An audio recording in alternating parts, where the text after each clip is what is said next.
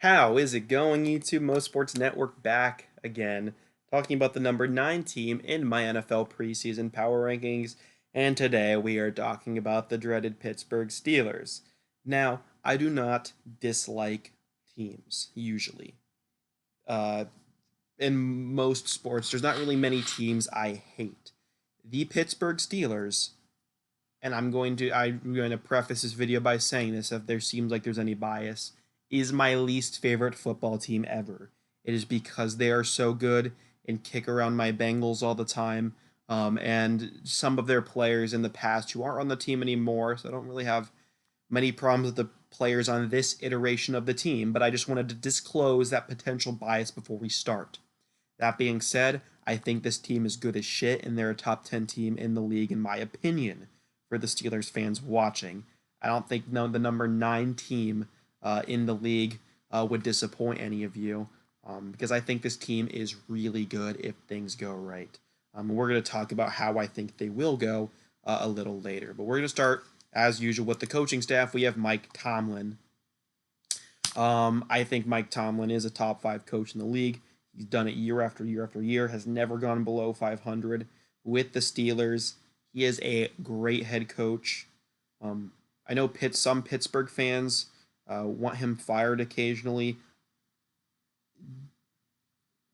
Pittsburgh, I know most of you guys probably love Mike Tomlin, but please love him while you have him, because as a Cincinnati fan, and I'm sure Cleveland fans can agree with me, we would kill to have Mike Tomlin as our head coach at times. But so great head coach in Mike Tomlin, and then they have Randy Finchner and Keith Butler as their 2 coordinators. They've been here for multiple seasons now, and I expect them to do solid things with the Steelers, continuing to build on previous seasons they had. So that's it for the coaching staff. We move on to the roster now because, again, I don't have much to say other than the coaching staff is exemplary and will accelerate this team, and that's why I'm so high on Pittsburgh every year, or why I expect them to be good every year. So we go to the quarterback, and it's Big Ben Roethlisberger coming back after a full injured season, and I have no idea what they're going to get from him. If Big Ben is healthy and clicking and doing what we think Big Ben can do on a week-to-week basis, this team will be a Super Bowl contender this year. Or that injury really messed him up. He's old, slow, looking almost like Eli Manning was a couple years ago, though I don't think Big Ben will ever look that bad. Then there's a bit more concern. And I have this team high because I think Big Ben will show up and he will play. Maybe not at the level he was, but still at a very solid level.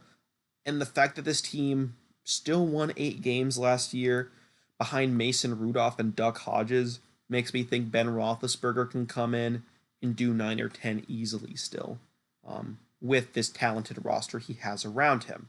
And I'll talk about why I think Big Ben will be successful now. We'll start with the running game. I think this team is going to be run-centric, more run-focused. I say that mainly because this team has 5 receivers on the team and 4 running backs. Obviously, Jalen Samuels can operate as a receiver, but they have 1 less running back on this active roster, this ESPN roster, than they have receivers. And I know the practice squad's a thing and whatnot, but I think that's pretty telling of what they want to do with their offense. James Conner, when he's healthy, he's a very solid running back. I'd say top 20 in the league. They also have Benny Snell, who as a rookie last year looked very solid. And then you also get rookie Anthony McFarland.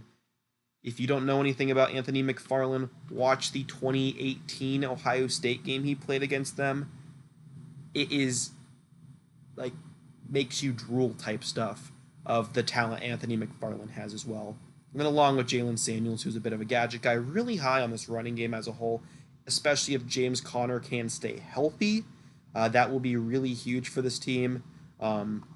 If he's not, Benny Snell, shout out to him. I went to high school with him for a year, then he graduated. So really pulling for Benny Snell to do well. He's probably my favorite Steeler.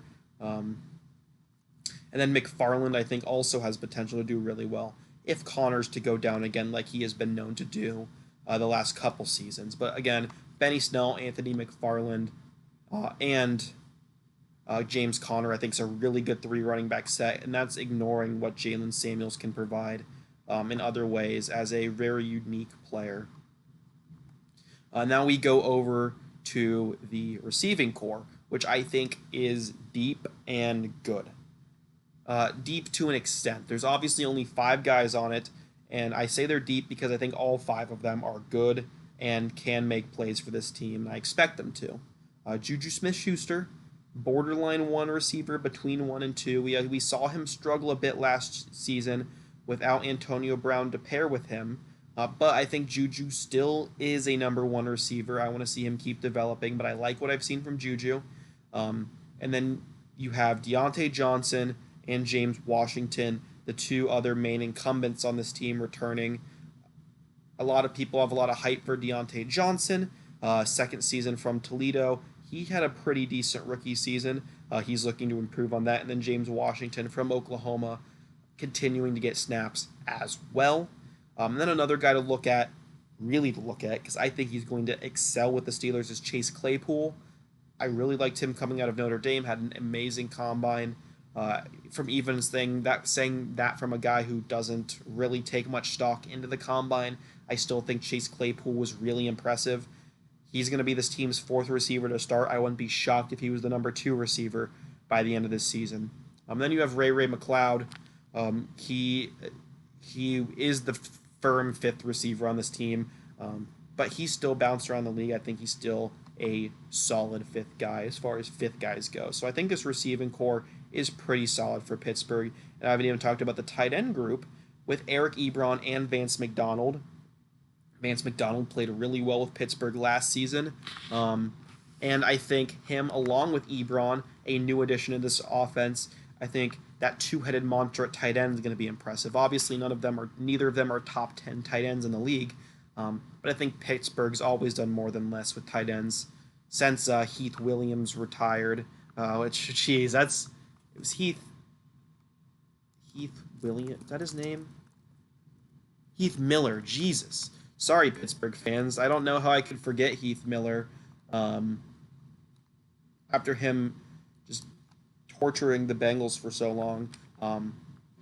Pretty much they haven't really had that consistent guy since Heath Miller retired in 2015, but they have definitely made do with what they have. Then we move on to the offensive line. I think they are very good again. I think Pittsburgh always throws out like a top 5 offensive line. I don't think this year is going to be an exception. Alejandro Villanueva, Marcus Pouncey, and David DeCastro, always excellent, always very solid offensive linemen.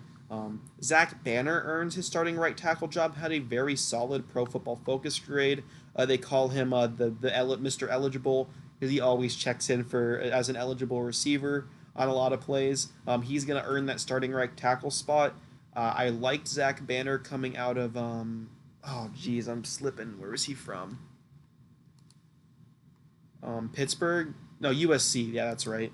I really liked him out of USC. And then you also have Matt Filer at left guard. Between him, Stefan Wisniewski, and then rookie Kevin Dotson, I think one of them is going to be a very quality left guard overall. I liked Dotson coming out of Louisiana, and I thought Stefan Wisniewski would win this job over Matt Filer. However, Matt Filer wins it, so that must mean he's pretty decent if he can beat out Wisniewski. So I think this line's going to be really good.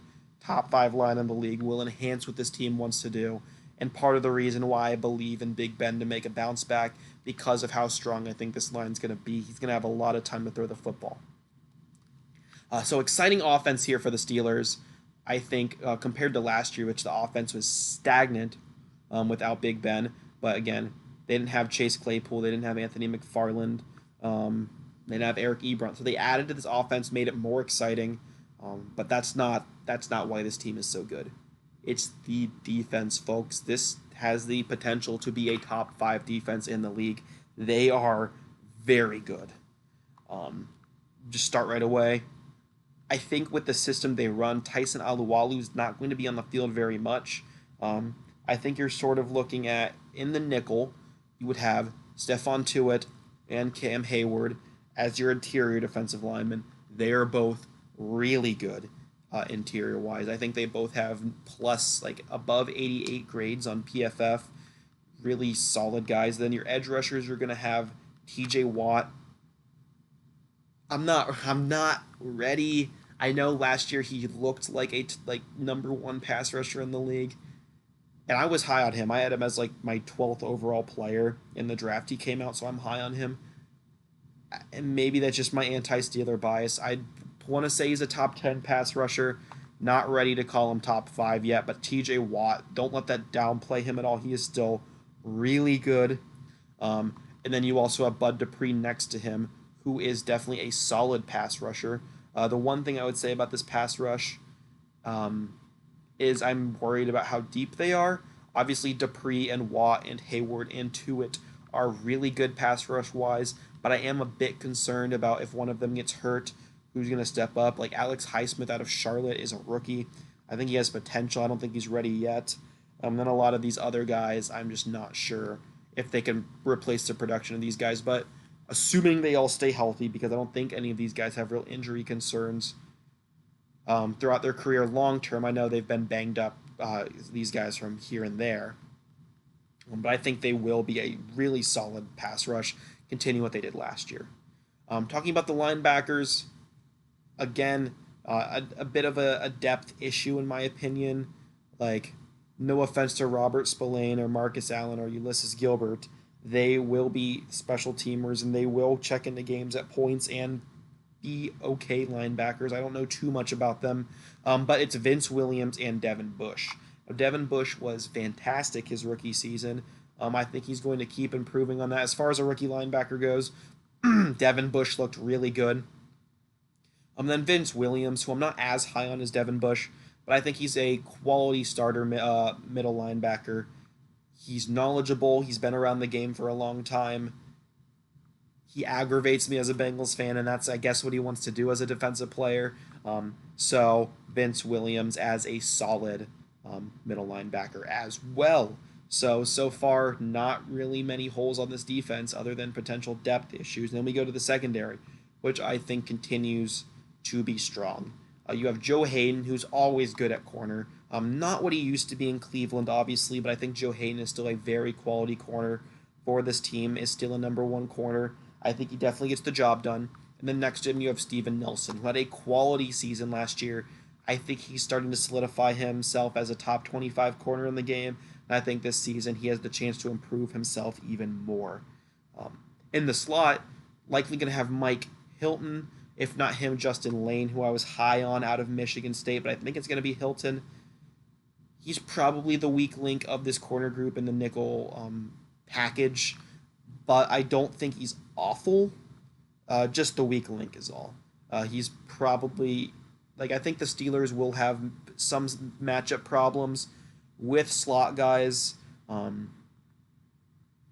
Guys like Tyler Boyd in their division or Jarvis Landry. So that is something to look out for when the Steelers play those teams. And then finally, we look at the safeties. Minkah Fitzpatrick is a fantastic player. Really like what I see from him. Great trade by Pittsburgh to get him from Miami. And then you have Terrell Edmunds, a rookie who got taken pretty higher than I thought he would. I had like a third round grade on him. He went in the first round. He's been okay for Pittsburgh. I think he's going to continue to get better probably.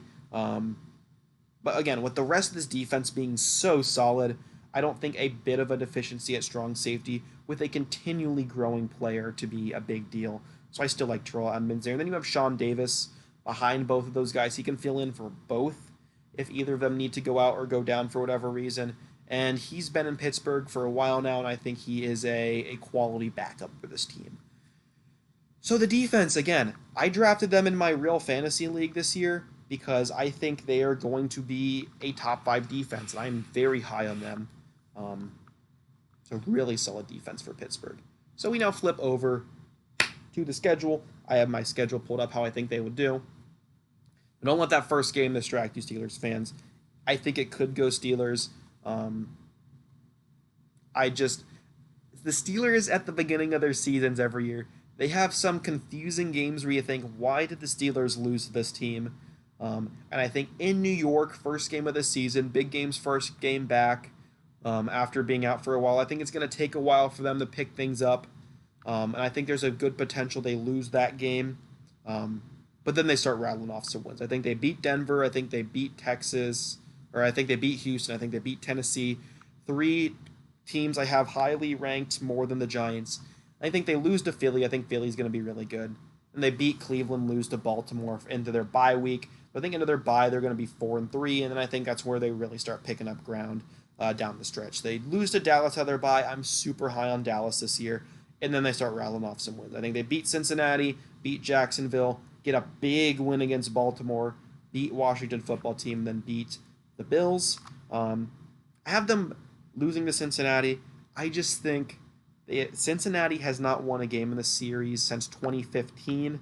I think that finally has to change eventually. And so I have the Steelers splitting with the Bengals, although very easily they could sweep them again. Then I have them beating the Colts and losing to the Browns, so splitting with them there. So that will give me, and then they'd be in a playoff matchup against the Buffalo Bills, where I think that would really go either way. I think that'd be a really fun playoff matchup. So I'd have them going 10-6, 3-3 in the division. Then there's just some other stuff they have right there, some stats you can look at according to the schedule predictor. So 10-6, firmly in the playoffs. I believe the Steelers team, if Big Ben can stay healthy and return to what he was to some extent, will have no problem getting into the playoffs this season from how talented their roster is. And I'd have this team even higher in my rankings if I had more faith in Big Ben to come back and not miss a beat. So that's all I have to say. Thank you guys so much for watching. If you liked the video, make sure you press the like button. If you really liked it, make sure you subscribe. We have a subscriber goal of 100, 88% of the way there as of now. If you didn't like the video, comment below. Tell me why. You can tell me my Bengals suck. I'm okay with that. But that is all from me today. Thank you guys so much for watching. I have been Mo Sports Network, and I will see you guys next time. So, peace out.